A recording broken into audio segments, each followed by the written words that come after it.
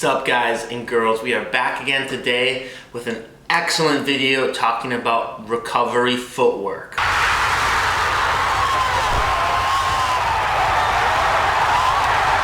I'm going no glasses today, mainly because I don't know where I put them yesterday, but we're just gonna roll with it. Today, we're gonna be focusing on the recovery footwork. We're gonna be looking at some of the footwork used by the pros from the Australian Open men's and women's finals to show you the recovery footwork they're using to get back into the court and set up for the next shot. It's really important that you know how to recover effectively because you don't want to end up like this kid.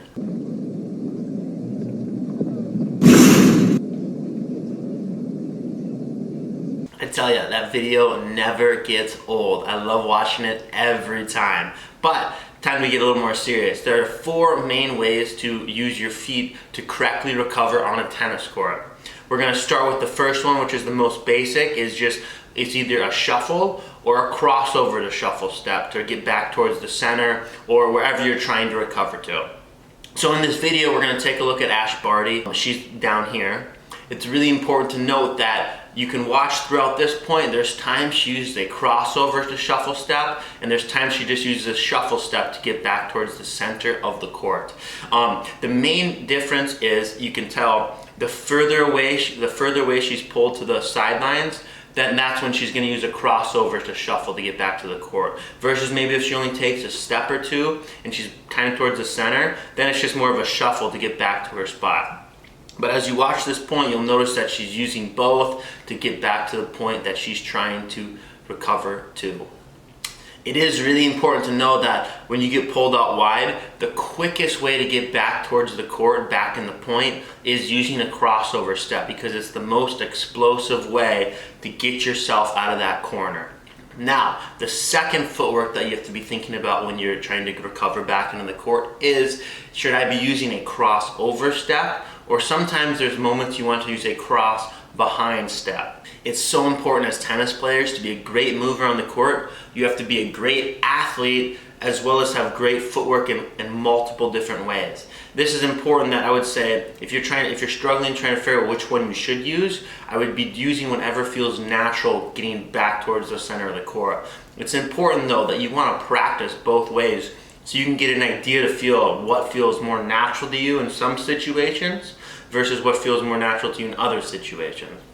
So we're watching Medvedev, he's up here, but just watch as a lot of the times when he's getting out to this backhand, he's using a cross behind step. He uses a lot of cross behind steps in this point actually. So he's using this cross behind step to get recovered, and then there's sometimes he uses the crossover. I would say general rule of thumb, my thought would be if your hips come around, then I'd be using a crossover step. If your hips don't fully come around on the ball, maybe it was a tough shot, you couldn't really get them around, then I think that's where the crossover step becomes more effective than the cross behind. And sometimes, as you notice, that these guys are using these on these backhand slices as well, where they hit the slice and they use a cross behind step. They use a cross behind step to get their momentum going back into the center of the court after the shot was hit. Now, the third type of footwork recovery that we can use is I call this a crossover to a turn and run. Basically means we're crossing over and then we know we're going to be on the move. We're either probably in a really defensive position or really offensive position, and we have to turn and sprint to get to the next shot. So the first two are we're going to be in a really defensive position. We're taking a look at Danielle Collins. As you can see, she gets pulled way out wide on this forehand side, and she hits it, and she knows most likely that Barty is going to take this ball cross court, making her run from side to side. So she turns and she sprints, and that, like, literally, there's situations where you have to turn and sprint right out of the corner because that's the only way you're going to get to that tennis ball. If she didn't turn and sprint, then there's no way she had a chance at this shot. The second situation with Danielle Collins, again, very similar situation. Basically, she gets pulled out wide, hits a ball and she has to turn and sprint because she knows that she's going to be running and Barty's going to make her run. Now, the third situation with Medvedev, and this is a situation they're playing out a point. Medvedev eventually gets this beautiful down the line backhand he hits. he goes from kind of a neutral position to an offensive position, right? As you can see, Rafa is forced to slice this ball, and Medvedev recognizes that he's out of position, and he notices, he's like, oh, this is the shot where I hit it really good. If it lands in, it's probably going to be short. So Medvedev sprints up towards the court, gets to that short ball, and unfortunately, he hits it right at Rafa, and Rafa uses his unbelievable hands. Unbelievable. Unbelievable. Unbelievable. Unbelievable. Unbelievable. Unbelievable. Unbelievable. Unbelievable. He gets the ball back in play and loses the point. But the thing to realize is that Medvedev recognized he was in an excellent position after the down the line backhand, and he turned and he was ready to move and get up to that ball as quick as he could to be in a great position to win that point. Now the fourth footwork recovery that you can use is, I call this a crossover to actively searching for your forehand, your weapon, to be on offense after you hit your shot. So we have two great points by Ash Barty where she sets the point up and you can tell she's recovered and she's looking for her forehand. This first point, it's really important to recognize, because I think a lot of people miss this, is Barty takes this ball cross court. I forget if she hits a backhand or a forehand. I think it's a slice maybe. She slices one cross court, okay? And then she prepares, she knows, she's like, oh, this is a pretty good slice. Collins is probably gonna have to take this middle or cross court back. She gets around it. Now a lot of people, they get around it, but I'm gonna draw a line. Look where her hips and her body are facing. They're facing where the ball is, and this is great because now she's already a little set up. Her bodies and hips are a little set up for this forehand to either go inside out or inside in on. And I think a lot of people really miss that. They get kind of around the ball, but they're not. Their hips and body aren't squared up with where the shot's coming from.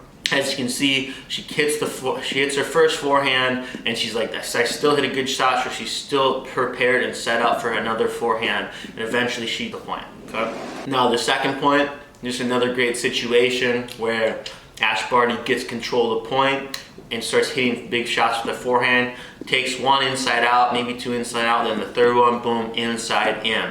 Now, a lot of people go, when is it appropriate to maybe go inside out versus inside in?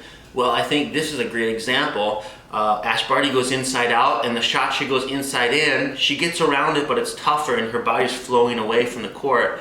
I think that's a great time to go inside in, because if it's tough to be having your body go one direction and then you're hitting a shot a totally different direction. The inside in here is a little bit easier of a shot to hit because her body's flowing in the same direction as the inside in is going. Now, this third point is a great point with Nadal, and I just wanted to show how this is one of those points where a lot kind of happens. Nadal gets the net, hits a forehand, Medvedev has a pretty good lob, boom, the point kind of broke down, but as you can see, right after Nadal hits this overhead, he sets up where he's set up to have a little more forehand court open, and he's looking to take advantage of his forehand. And that is what eventually wins him the point. He takes a nice ball inside out, gets another shot back, goes inside in with his forehand and wins the point. It's important to know that this is kind of a weird footwork. Who would ever think about, they run up to the net, boom, hit up an approach, now you gotta hit a overhead, kind of in the deepish areas of the court, but behind the service line, and then after that you recover to look for your forehand, right? There's a lot of athletic footwork going on, and this is why it's so important to be a well-rounded athlete and have a good footwork all over the tennis court, because when points break down, that's when a lot more athleticism and unique footwork tends to show up in the point.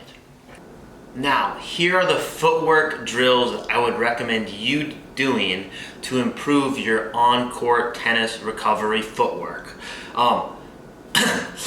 Probably shouldn't have shown a video of Antonio Brown after this because he's extremely fast and I am extremely slow while doing these footwork drills for you. But it's probably because I was lifting heavy weight earlier this day like this guy. Go. And Fraser will hit that. There it is. Yeah. The first drill that I would do is just focusing on my crossover shuffle step and then my cross behind shuffle step, working both sides, off the right foot, off the left foot, because you're gonna have to recover from both sides of the tennis court.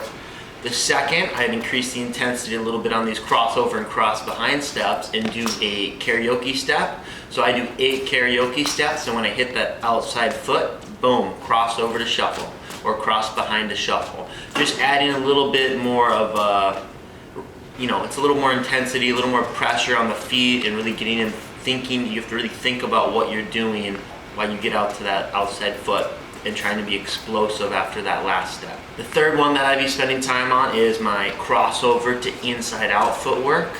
I really think it's important to be doing this, focusing on your inside out for your forehand as well as your inside out for your backhand.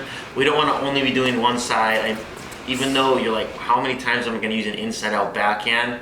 Not nearly as much as an inside out forehand, but it does happen, and it's just good to be a well-rounded athlete with your feet on both sides of the ball. The fourth drill that I would do is just working on that crossover to sprint.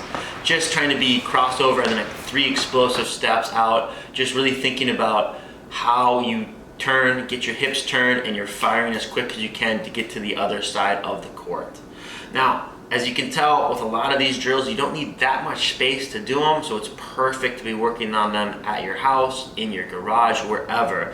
It's important to be working on your feet because the other day I was doing a private lesson with a player, and we were talking about some footwork as well as how to shape the ball on certain shots, and this player was like, well, it's really hard for me to think about what I'm trying to hit when I'm focused on my feet. And I'm like, exactly. That's why you have to spending time without a ball off the court, working on your feet so it can become more and more natural. So eventually, when you're playing tennis, you're not thinking about your feet, you're thinking about what you are trying to do with the tennis ball.